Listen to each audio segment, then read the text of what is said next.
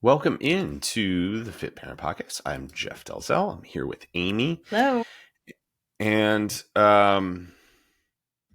finalized what we were going to talk about today about 30 seconds ago. Oh, fantastic. But I don't know what it is. I'm really excited. Today we're going to talk about why things become big things.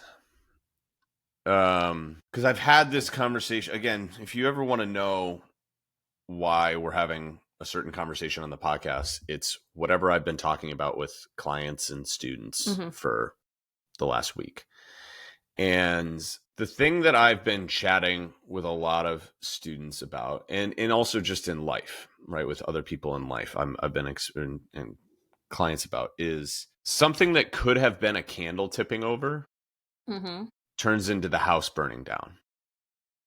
And it's a candle tipping over turns into the house burning down when it's left ignored, when it's left uncommunicated, when it's left unchecked, when it's left undealt with. And usually that's when I think the most optimistic perspective on it is when we think we should just be okay. We should just be fine. Like, this is me. This is a me thing. Like, I just need to figure this out by myself. And this really comes back to the leading behaviors concept. So I'm going to tell a story first, and then I'm going to apply it to a couple different situations. But I'm going to tell a parenting story, which is on Sunday, Megan was shooting a wedding, so I was 1-on-3 with the kids. And this happens fairly regularly. It's the nature of the beast. And those are not particularly easy days, but they're not awful days. You know, certainly they have the potential to be one way or the other. But that day, Sunday, was really challenging for a couple of reasons, right? My boys were having a really hard time. And if I look back several iterations before, they were having a hard time Saturday, and they were really having a hard time Friday night. Like Friday night, I did a post. It was the end of our first 5-day school week for Levi in kindergarten. And he came home, and like from 4:00 until bedtime, he was a mess. Like he was just I'm sure. exhausted and emotionally whatever. And I think my younger son has been exhausted as well, because he's been waking, like he needs more sleep than his sister or his brother, his sister in particular, who he shares a room with. And she's been waking up early, like 5:45, and she'll wake him up. And so then he's awake and he's exhausted. And so he's just really tired. And so when you're tired, this is why, listen to the one about sleep. When you're tired, you don't want to do anything. Like, you're emotional, you're all of these kinds of things. So they were both emotionally, like, Friday night was a minute in this, like, everybody was losing it, except for my daughter, who like kind of read the room a little bit. Good girl. She was like, I'm gonna, well, I do. Any parents who have multiple kids, you do this, but you don't say it out loud. I'm going to say it out loud. Me and a buddy of mine we'll send power rankings of our kids back and forth, which fluctuate day to day, week to week. And so just as like, it's kind of like our update of how life is going. Yeah. It's like, how's life? And it's like, this is what it is. Just like out of nowhere, I'll just get a text for like his 3 kids in a certain order. And earlier this last week, Charlie was at the very bottom, like by a lot. And but she read the room this weekend, and she pulled it off. So again, it fluctuates. Everybody has a hard time at different times, and kids are kids, you know. But it got to the point where I was just like, on Sunday, I was just like, I am over the whining and the complaining and the emotional, like, just extreme responses to what had happened. It's draining for you. Absolutely. The thing that I didn't do, though, between Friday night and Saturday and Sunday, is I didn't do a good job of like recognizing that this was a candle tipped over. Mhm. Right? I was Like hoping it would get better when they woke up the next morning. my patience was getting lower and lower, and I was like, I just got to be more patient. Like I was just trying to talk myself into it. I was trying to will myself to be more patient and not be as frustrated, and just like I would rationalize, I'm like, he's just tired. Like it was the end of the week, or like they're still tired from yesterday. Like it'll be all right. Right. And I was trying to, like, it's not a big deal and I just need to be okay. And then it got to the point where on Sunday, I'm 4 hours into getting like pretty much consistently whined and screamed at from noon until 4. And I'm like, this is ridiculous. And so now my responses become disproportionate to what's happening. And then they get more emotional and I get more emotional. And it goes back. And now it's like, now it's a house is on fire. Mm-hmm. Now it's a big problem. And it's because it was left unchecked. This is a lighter example is laundry, right? If I, like right now, I'll give you a for instance, like I had told you a month ago, Yep. I had a plan for my I'm laundry, and curious. I want to check in on your plan. wasn't nailing it, Yeah. but like we were doing okay. And then I had a couple of nights where whatever bedtime went awry, or like I was really tired because of any number of reasons and I didn't do it. So then I'm starting to get behind, and then it starts to be, and it's like, how did I get so behind? Well, it's because of a series of like, oh, I can just do two, right? Oh, I can just do 3 loads in a night. It's not a big deal. Like it's not a big deal for me to push it one more day because I can just do it. And then it's like, now I have 6. Not right now I have 6. Now right now I have 2. And I just put in a third. But it's like, it's all the same kind of stuff, but it's our clothes. But now it's like, Megan this morning, she's like, I don't have any shorts to work out in. They're all dirty. And so that throws off her thing, and that like jacks up the morning. And or the kids don't have clothes. And so I'm like scrambling through trying to find clothes for the kids. And it's like, I don't have stuff because it's not. And it's like, this became an issue. This became a big issue because I didn't deal with it when it could have been a smaller issue. And I just thought it would be okay. This is how addiction starts on the extreme level. This is how other things get left unchecked. This is why having opportunities to check in, going to therapy or whatever it is important, because if things are left unchecked, if we just try to put a Band-Aid on it, then we end up in a situation where we're like, how did we get here? This feels out of my control. And then we start to look, then we get blamey. Always, because it's easier to blame someone else than look internally. Yeah, we can be like, this isn't working for me, or this isn't the right thing, or what have you.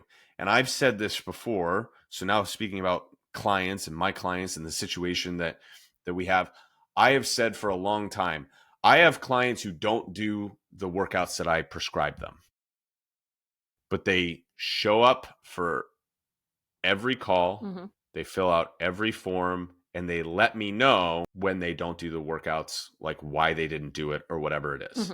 Those people see significantly more success than the people who are like checking the boxes, but not necessarily showing up, not letting me know when things are becoming an issue. And then I get on a call with them or whatever it is, and they're like, I have been in a rough spot for a long time. And I'm like, how would I have known that? Right. You always said, run towards me. I did. I said, run towards me, not away from me, because I cannot help you unless I know what's going on.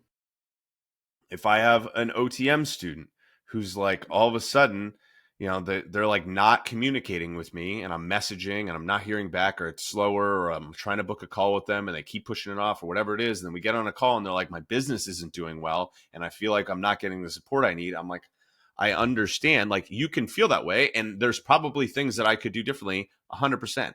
And at the same time, we didn't have the opportunity to deal with this when this was a candle tipped over. So now we have to feel like we have to do everything. And now we're playing from behind the 8 ball. Now I have to fold 6 loads of laundry.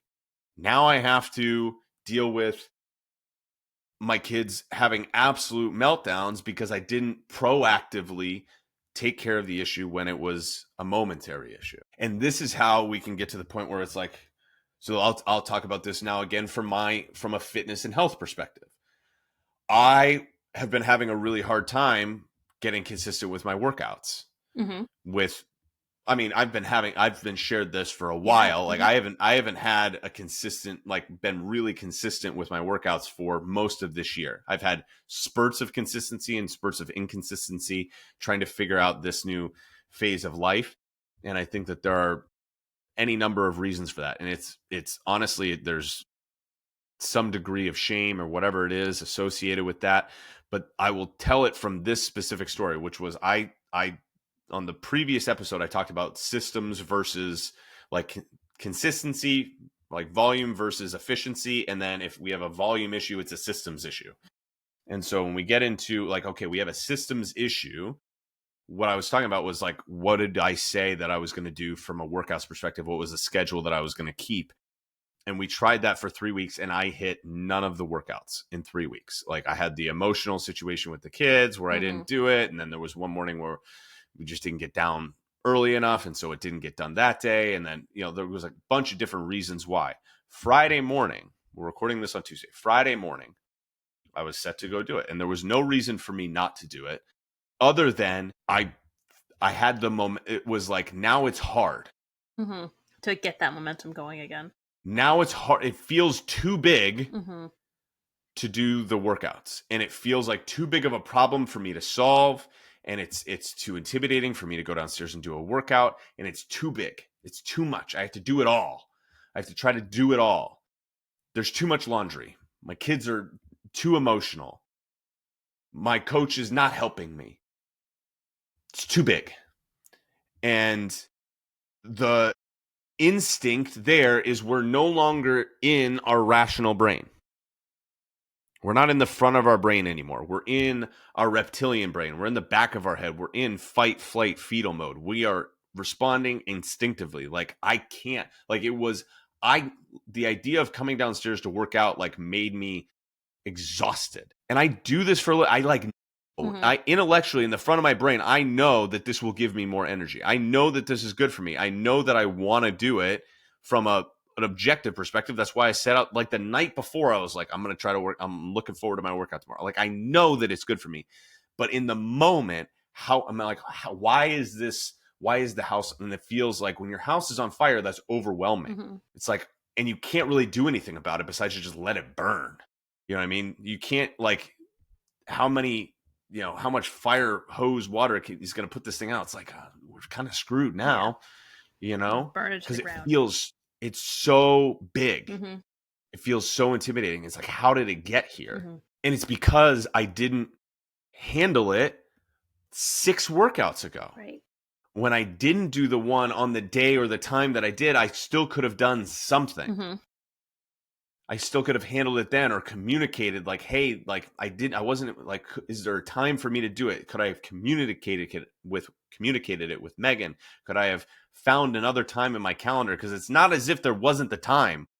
I can show you my screen time. There was plenty of doom scrolling time where I could have opted to work out, but I chose to do this other thing because, again, I went to fetal mode. Or we go to flight mode for my coach. It's like, I'm not doing anything. It's not working. I'm going to ghost my coach. I'm not going to talk to him because it's whatever. And then we get to the point where it's like, hey, how's it going? And then you're not doing the thing that I wanted you to do. I was just thinking about that earlier today. I have so many tasks I need to do for a project we have coming up, and I'm almost paralyzed by the amount of things that I have to do. Yes. So I know I have the boxes in my dining room ready to be loaded, but I'm like, I'm just going to sit on the couch because I only have an hour.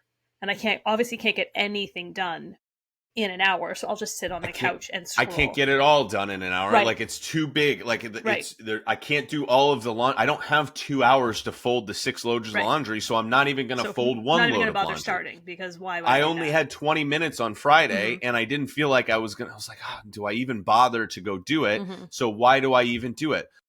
And that's how a candle turns into a house, and it's like, oh my gosh, like, and then we wonder how we got to this point. It's because we didn't embrace the benefit of the small action. We didn't take the opportunity to do something when it felt small. Right. When it felt manageable. Whether it's felt manageable or like if it's an issue, like with my kids, for instance, this is an issue, but it feels not like a big issue. Mm-hmm. So let me just gloss over it. But if I keep glossing, at what point does it become a big issue? Like I'll give another, and again, I'm not in any way the world's authority on parenting, but like we've talked about this before of like a tantrum. Like kid whines a little bit and I give in to the whining, then they whine more, so then I give in more. And then at what point's the line? And you're like, this is ridiculous to you tantrum. And then they're like, I don't understand.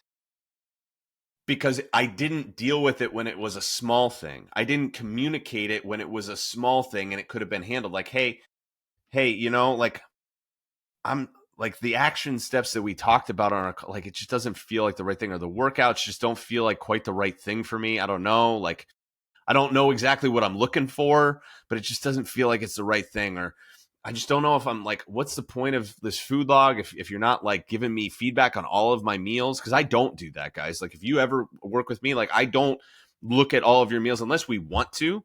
But it's not like I'm going to look at every single one of your meals and then give you like retroactive feedback on your meals, because I feel like that's micromanaging you, and that doesn't create the space for you to be able to share authentically. Now, if you want my feedback, you can ask for it, and I make that clear, but sometimes people forget or whatever it is. But the idea of like, why am I logging my food if I'm not getting the feedback on it? That's a question that can be asked relatively early on. But if you don't ask it, then it turns into a bigger thing and resentment. And then you create a narrative in your head of like, my coach doesn't even care. Like I post all these logs and he doesn't even care about them. Or like, we have all this stuff and I don't even do it. Or my kids are bad kids and they don't listen to me and they're undisciplined. And I can never, like, we have too much laundry. I can never do my laundry, or workouts are like, I never have time to work out. And we can create a narrative in our head where it's like, this is out of my control.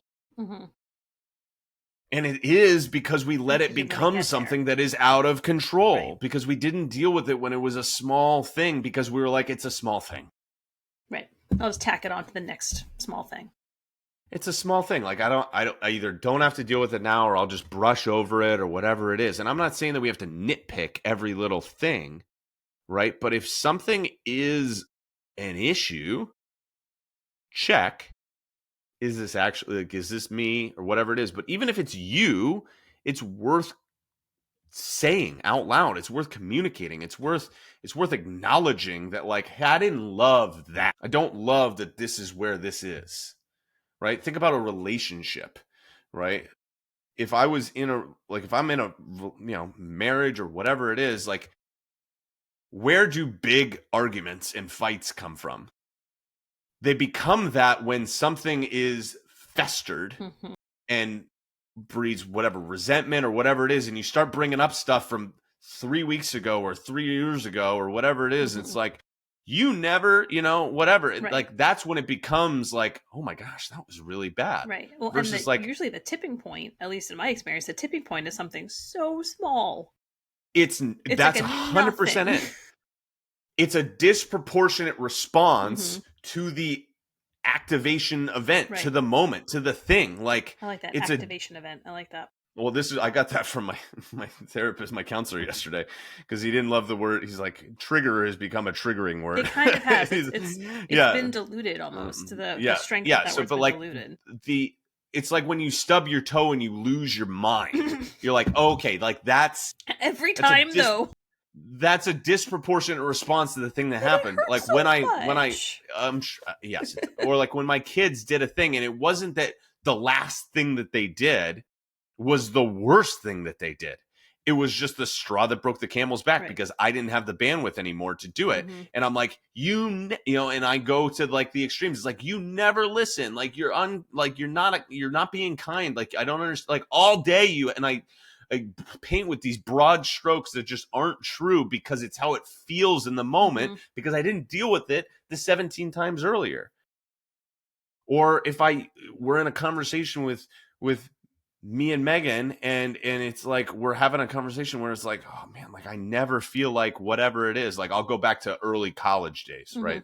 Versus like more recent stuff, like early college days where it would be like I would like not respond to something with any sort of like I would like or no this she would I would not I still do this. I'll like not respond to something because I'll have like read it and I'll be like, oh, I'm thinking, you know, I'll like I won't like acknowledge it. Like yesterday, literally she was like, hey, I'm here. If you want to come, you can. Like she was with the kids. Like, hey, if you want to come, you can. And I was like, I asked a couple of questions. She's like, there's too much going on right now. I can't really answer the questions. Just let me know. And then I was like, okay, I think I'll go, but like, let me go do, you know, like get myself situated. And then I'm like pulling in to where she's at. And she calls me. She's like, you never told me if you were coming or not. And I was like, oh, I'm here.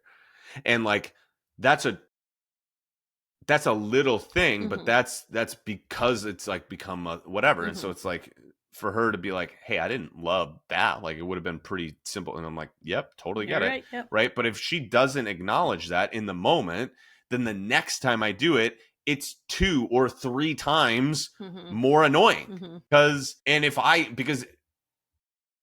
it wasn't said. One, there's less likelihood that I'm going to do it now because it's been acknowledged. But even if I do it now, it's an easier thing for her to say. It's like, hey, you remember that? And I'm like, oh yeah, I totally, you know what I mean? Versus like, hey, you did it this time and you did it this time and you did it that time and you did that time, right? Like if left unchecked, if left undealt with, if left unacknowledged, that's how things become snowballs in the wrong direction. And it can feel too intimidating and too, like the momentum is going in that direction. It's like, I don't know it's a car rolling downhill. It's like, listen, this is going to be a lot harder to stop than if you had like, well, that's starting to go. And I headed it off right there, but now it's coming downhill. It's going 40 miles an hour. It's a heavy car. It's like, kind of got to let it run its course at this point. So I will share a win within this, something that I did. So going back to Friday morning where I was like, this is a disproportionate level of difficulty for what was being asked. I was like,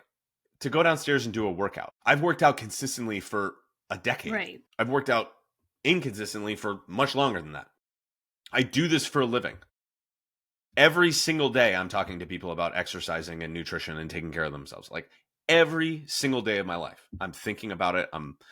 I have perspectives on it, whatever it is. Walking, I didn't have to go anywhere. I didn't have to walk down a flight of stairs. There's a gym behind me. I have no shortage of workouts that I could do, from things that I wrote myself, things that other people have written for me, programs I've bought. I could have done anything in the world. I had the time. Megan was downstairs with the kids. I had 20 minutes, 30 minutes. And there was no expectations for like what I needed to get done. Just something. And it felt so disproportionately difficult because it was left unchecked. So once we recognize that something is disproportionately difficult or we're in that spot, we have to recognize that. Like when you're like, did you ever watch The Office? Yeah. You know when Andy punches the wall and he turns around, he goes, that was an overreaction. Yes. Right? Like when you're like, got it. Like I'm responding maybe a little bit too emotionally for the stimulus. For what happened, like this feels disproportionate. Like go in and I can't find my clothes and I'm like, oh my gosh, there's never any clothes in this dang house. It's like, okay, that's probably an extreme reaction. Generally when someone says the never or the always, that's an extreme reaction. When you paint with a broad stroke, we've lost the plot a little bit.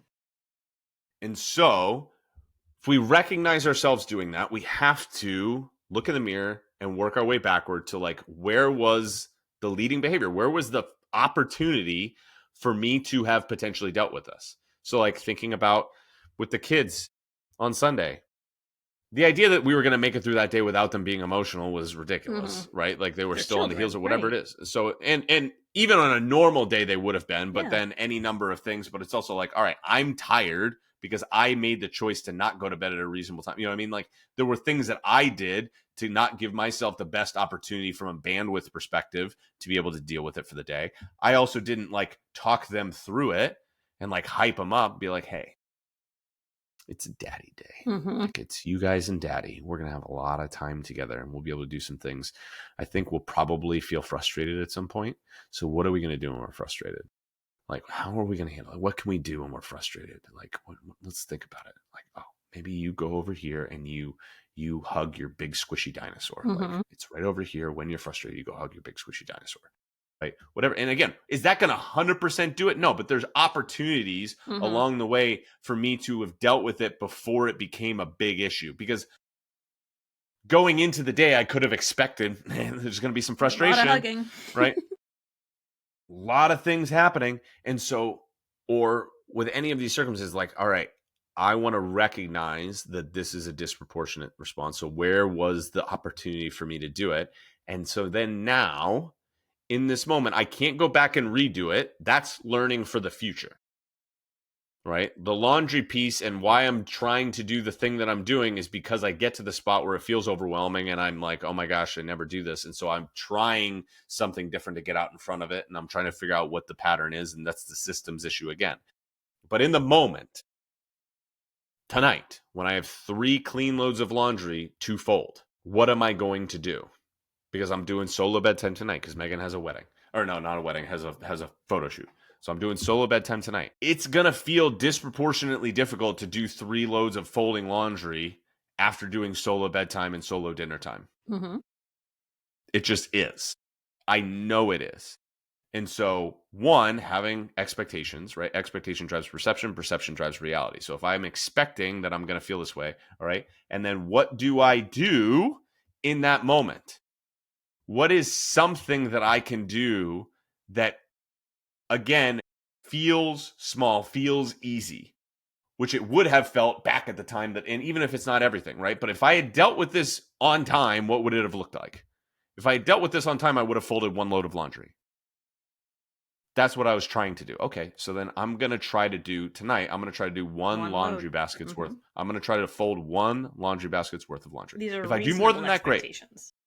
If I do more than that, great. But I do not have to do more than that. Mm-hmm. Because that feels too much. And so if I try to, like, if I think about everything that needs to get done, if you think about everything that needs to get done on your to-do list for the project, it's going to be like, I can't do it all, so I might as well not do any of it. Might as well just lay here. Might as well just lay here because I can't get anything off. And we fetal or we fight or we flight, mm-hmm. right? I come downstairs and whatever because it feels too much. Mm-hmm. So on Friday, I was like, I just don't want to do it. But I knew, like if I don't do this, it's going to be that much harder next time. And I knew that before, but there was some part of me that was like, let me just like try to get downstairs. Like just get into the, and I got downstairs and I still didn't know what I was going to do. And I got downstairs and I was like, it is unreasonable for me to do any leg exercise right now. Like the idea that I'm going to do Bulgarian split squats right now is laughable. Mm-hmm. Like it is not going to get done. So I was like, let me just try to do anything. Let me do an exercise that I enjoy doing that require like relatively lightweight. I was like, I'm going to do incline bench. And I'll pair it with some rows that I like. Again, relatively light, nothing crazy. And then I did a set of curls, tricep extensions and shoulder raises. The most bro workout, like easy things, like, and it was on paper, trash. Mm-hmm. Garbage workout. Yesterday, Monday, I woke up, time to work. It was the next opportunity to work out, even after the crazy weekend and all of the feelings.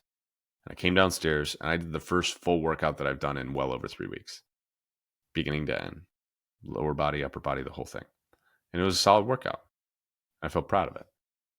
And I'm not going to sit here and say to you, like, it was easy to get myself up for it. Like, it was still challenging, but I was like way more likely to do it. And it was still, I went lighter with a lot of my exercises. Like, I was moving slow to get started. I wasn't sure if I was going to make it through the whole thing, but I was like, we'll give it a whirl. I was able to do it because I did the small thing, the mediocre thing, the thing that didn't feel like enough. And again, I'm not saying that to be like, look at me, right? Like, hopefully you understand that, like, that comes on the heels of not being successful with it. And also, like, wasn't successful in a lot of different areas with this, but you can see this opportunity. This is when a client who, like, hey, it's starting to get this way, it's starting to whatever, like, you got to start with, like, all right, it feels too intimidating, whatever it is, like, don't let things fester, Mm-hmm. but don't try to do it all at once either. Right? Like, if you have to have the conversation, if you have to do the thing, if I have to handle my kids or do the laundry, whatever it is, like, it's actually better from a how we're going to handle it perspective to not try to put out the whole fire. Mm-hmm. Right? It's like, let me just do one thing. Right? Like, it's one from, like, our whether or not we do it or not, like folding the laundry, like whether or not we do it or not, but also, like, we're probably going to handle that situation better if we do it not all at once. Mm-hmm. Like, when I have done I'm going to fold 6 loads of laundry and it takes me 3 Mm-hmm. hours, all I'm feeling that entire time is like anger at past me. Right. At least it's appropriately placed. Yeah.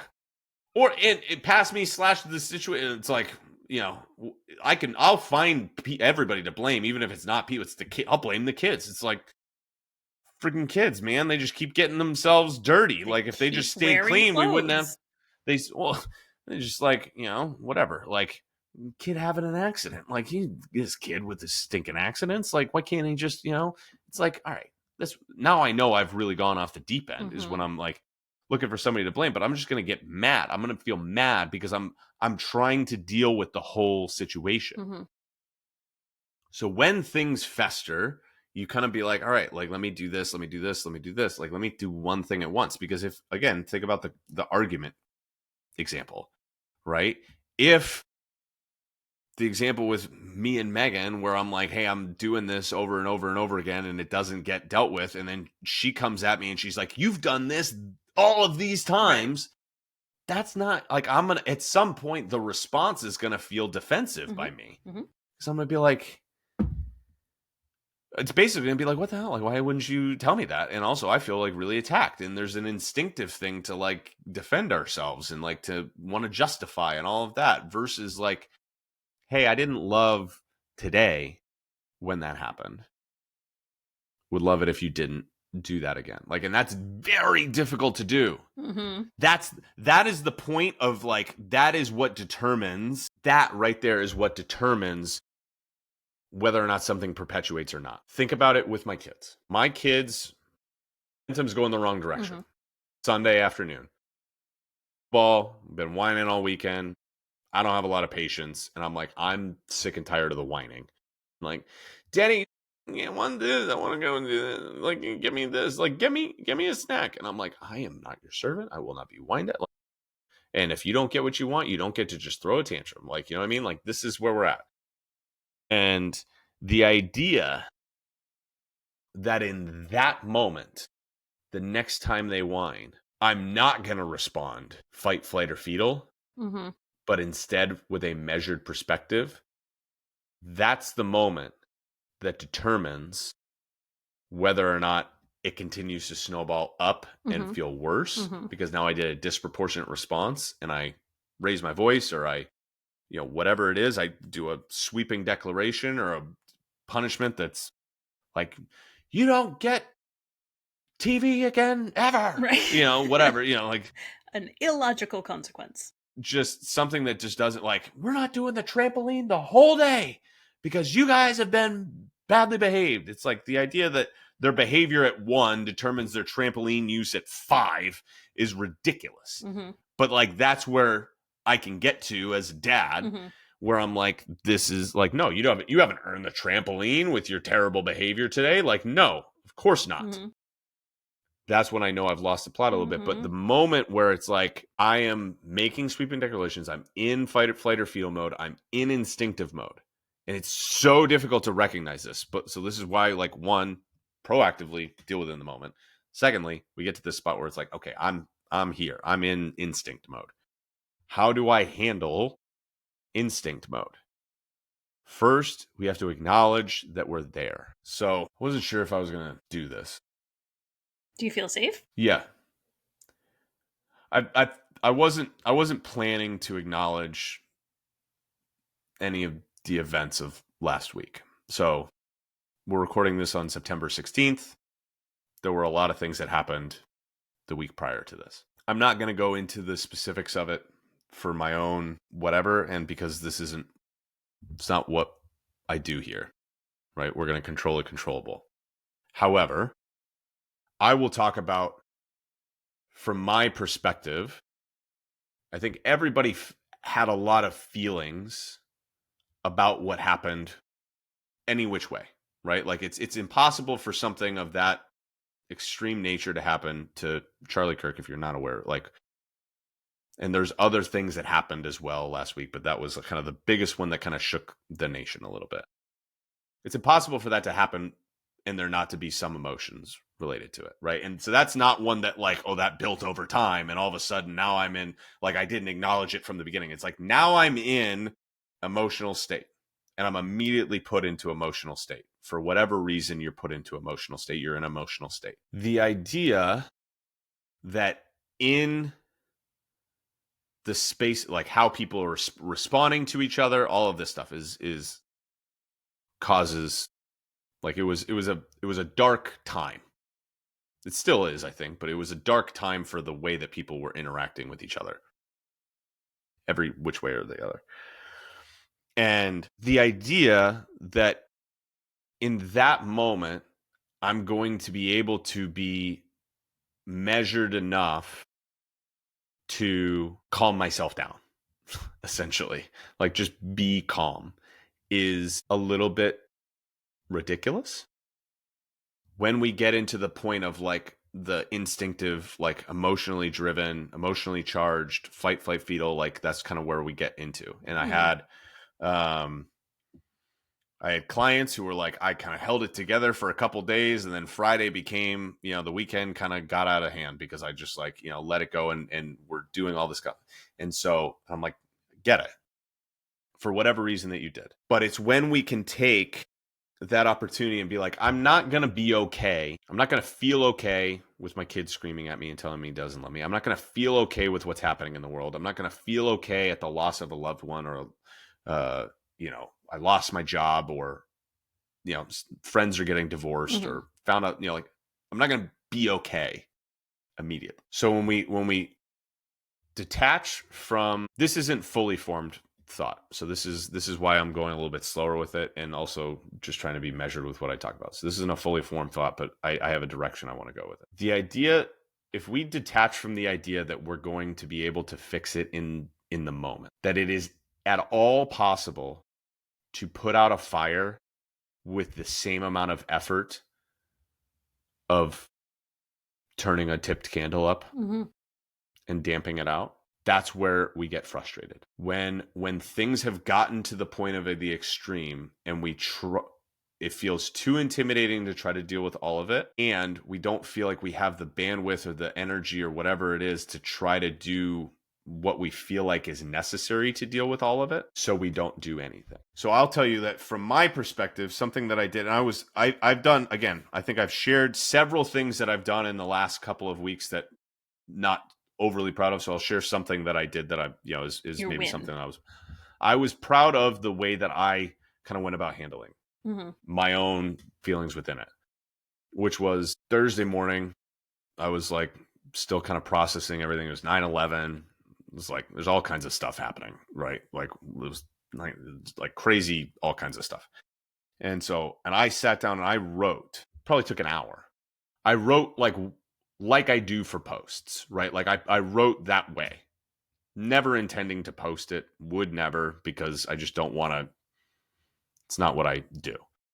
But wrote kind of, this is how I'm processing it. This is how I'm perceiving it. This is kind of the things that are on my mind with what's going on. And I finished that writing, and that didn't feel like it. I didn't set out with like, this is going to fix how I'm feeling. I didn't set out with the intention of like, I didn't have a goal for it. I was No, like, it I need helps to you get it out of my head, process. and Yeah. I needed to get it out of my head. I needed to get it out of my head and into my body. I typed it with my fingers, and I typed it and I wrote it, and I was like, I got to the end and I was like, okay, that was something. And then I got up and I went for a walk. And I came back from that and I was able to focus. I had been unable to focus on other things prior to that. So actually, if I went back to like where did the laundry, it was probably around that couple Around then, days, yeah. right? Like that was probably around the time that we lost the thread on it. But I went for a walk and I came back and I was like, I was feeling generally like some clarity on where I was at.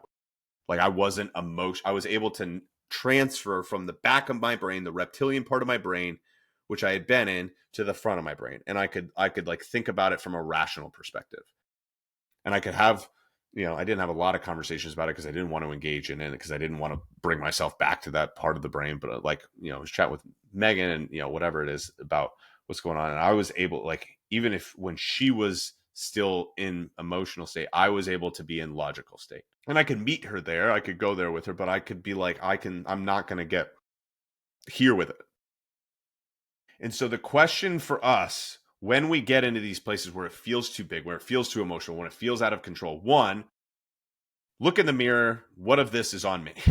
Right? Like, one, actually, really prior to that is don't let it get that point if you can. Sometimes it gets to that point even outside of your control. And when we're there, don't try to get it all back in one swing. Like, don't try to do it all at once. But like, recognize that I'm in emotional mode. So how can I meet myself in emotional mode, but not feel like I need to fix the whole thing at once? How can I meet myself in emotional mode? And the goal is not to fix the whole thing.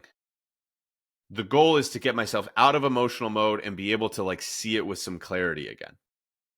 So when on Friday morning, coming downstairs and doing the mediocre workout got me out of the emotional, I don't know if I can do this with working out sort of spot. It broke the narrative in my head, the momentum in my head of like, I can't do this. Like something's broken in me. I'm a hypocrite. Like what kind of a coach am I? Like the extreme narrative that it had become where it's that level of fire. It broke that. It was evidence to the contrary. And so then when Monday morning came around, I was not in emotional Jeff mode anymore. I was in logical Jeff mode. Now, I wasn't all the way back to like when I was at my most consistent. I was one mediocre workout in. Right? It wasn't like I'm like, oh, I'm back. Like Jeff's back. It was still difficult to get down, but it wasn't as difficult. It wasn't having the emotional turmoil that I was having before. It was just like, man, I'm a little tired. Like it's kind of tough to get myself going. Like, what am I going to do for weight right now? Like this feels a little heavy. I feel a little bit slow to go, but I'm like, I was not in emotional brain anymore. I was in rational brain. When I've done this before with the laundry piece of it, what does doing one thing do? And I'll credit to Megan. She folded one of the loads of laundry today, this morning when I came back. She did it while I was at the gym coaching. I came back and she had folded the kids' laundry and put it all away. And I was like, thank you. That's an incredible blessing. And I'll say it to her again today, like, because it was like, it was one thing that kind of got me out of like emotionally like, oh my gosh, we're so behind on this, whatever it is. And now it's like, hey, you know what? Like, this is doable. Like, we can just do one thing, and we just go one step at a time. If I have a client who is having a hard time with the food logic or the food log or their workouts or whatever it is, if instead of being like, dude, I don't even know, like when we get to the spot where it's like, I don't even know what we're doing here. Like, I don't even know if this is ever going to work for me. You know what I mean? Like now we're in emotional mode. When we get to that spot, it's like, you can share it. You can share your emotions with me all you want. Like if that's where you're at. But like, if we've gotten there, then where we want to actually get to, it's like, or it's like, hey, it's too hard for me to do the workouts. It's too hard for me to do my nutrition right now. It feels too intimidating, whatever it is. It's like, let me do one thing. And the one thing that I'm going to try to do, it's just like, what's the easiest thing I can do? Because it's going to get me out of my emotional space and into my logical space. It's going to get out of the reptilian brain and into this brain where it's like, oh, okay, I don't have to fight, flight, feel. I don't have to be like the house isn't burning down. I actually am able to insert myself into the situation and be like, oh, okay, it just feels like but it's not. I can slowly just kind of take care of this. Like but it's until we We have to step into it. Mhm. We have to step into it and recognize the fact, hey, maybe this isn't like one, it got to the, and maybe it is burning down. But how did it get to this place? And what's one thing that I can do? When the house is burned down, it's like, all right, we're not building this thing back up in 10 minutes. So it can feel so intimidating to try to be like, oh, do one thing, do one thing. And it could be as small as if Sunday night Jeff, who was at his wit's end, right? And assuming that I did everything exactly the same, I didn't head it off when it would have been easier, right? I made the mistakes and I'm in the spot now. Ideally, I would have dealt with it when it was smaller, but we're here now. The train has left the station. We're here. If that version of Jeff recognized, and I did at one point, but it was a little bit late, but like I recognize, I'm like, I am on tilt. Like I am emotionally charged. I'm leading with my emotions right now. Logic does not exist. If I had done something as simple as I am going to walk upstairs for 2 minutes and just be away from like when they're whining, I just like, I don't even engage with it. I just remove myself from the situation because that would have felt like a win in the face of what I was experiencing. Just that moment to catch your breath. And I would have gotten away, I would have recognized, okay,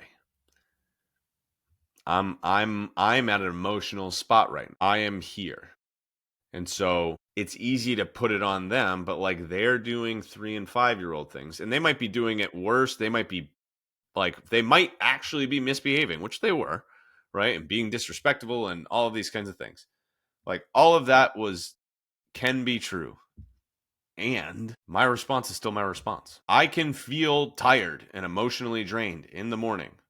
And whether or not I work out is still my choice. I can not like the process of how something is being done from a workout perspective or a coaching perspective or a business perspective. I cannot like how it's being done. And I need to recognize the fact, what if it's mine and what can I do? What is in your control? And it comes down to like, we have to acknowledge it because things breed in the darkness. You know what I mean?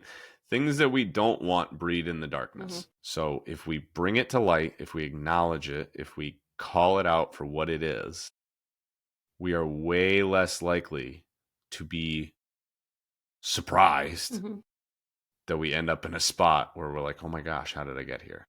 At the end of the day, gang, it's never going to go without issues.